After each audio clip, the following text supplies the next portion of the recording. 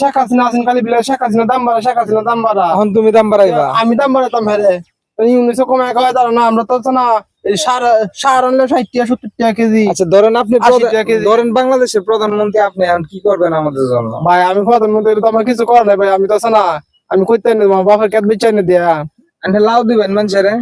লাভ দে লাভ মারান লাগবো তো লাভ মারাইলে পরে অত ভাই আমি কই টেহা ভাই আমি কই অত যেন কত আছে নি অত?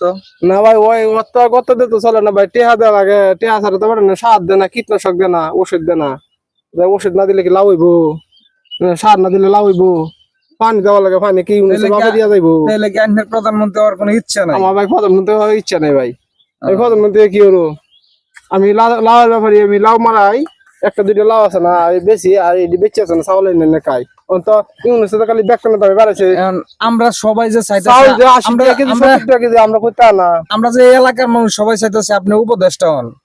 না ভাই উপদেষ্টার পদে তাহেন না ভাই আমার উপদেষ্টা পদে দরকার নাই ভাই আমি গরিব মানুষ। না না আপনি আপনি কৃষি উপদেষ্টা হিসেবে তাহেন। না ভাই আমি কৃষি উপদেষ্টা দাও না কিন্তু কৃষি উপদেষ্টা আমি দাম কমাইতাম। আচ্ছা ভাই ধরেন